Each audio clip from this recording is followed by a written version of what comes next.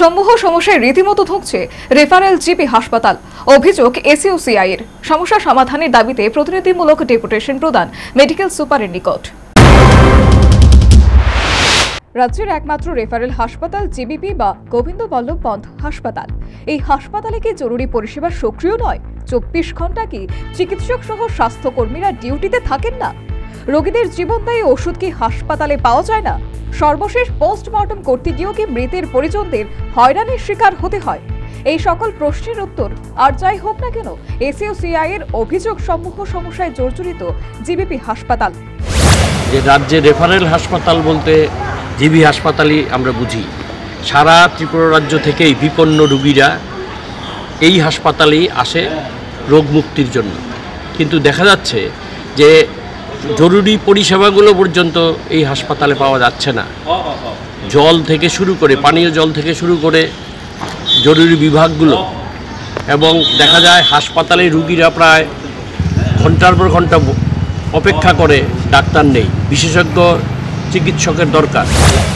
আর এই সমস্যা সমাধানের দাবিতে বুধবার প্রতিনিধিমূলক ডেপুটেশন প্রদান করল সংশ্লিষ্ট বামপন্থী সংগঠন। তারা তাদের 10 দফা দাবি সনদ জিবিপির মেডিকেল সুপার ডাক্তার শঙ্কর চক্রবর্তীর হাতে তুলে দেয়। আমাদের দাবিগুলি হচ্ছে, হাসপাতালের জরুরি বিভাগ সবসময় সক্রিয় রাখতে হবে।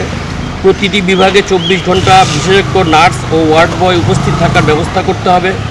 রোগীদের প্রয়োজন ভিত্তিক জীবনদায়ী ঔষধ হাসপাতাল থেকেই সরবরাহ করতে হবে। সকল প্রকার পরীক্ষা নিরীক্ষার ব্যবস্থা, সময় মতো রিপোর্ট প্রদানের ব্যবস্থা করতে হবে। ট্রমা সেন্টারের সিটি স্ক্যান সবসময় সক্রিয় রাখতে হবে। বিশুদ্ধ পানীয় জল সবসময় সরবরাহ করতে হবে। প্রতিটি বিভাগে পর্যাপ্ত সরবরাহ এবং শৌচাগারগুলি সবসময় পরিষ্কার পরিচ্ছন্ন রাখার ব্যবস্থা করতে হবে। টিকিট প্রদানের কাউন্টারের সংখ্যা আরও বৃদ্ধি করতে হবে।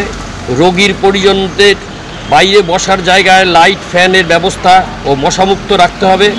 পোস্টমর্টেম করার ক্ষেত্রে হয়রানি এবং তার জন্য অর্থ প্রদানের যে প্রচলন, তা বন্ধ করতে হবে। সেই সাথে তিনি জানান, 10 দফা দাবিতে ডেপুটেশন প্রদানের পর দাবির যুক্তিতা মেনে নেন মেডিকেল সুপার। সেই সাথে সমস্যা সমাধান ও উত্তম চিকিৎসা পরিষেবা প্রদানে হাসপাতাল কর্তৃপক্ষ আন্তরিক বলে আশ্বস্ত করেন। Bureau report, news vanguard.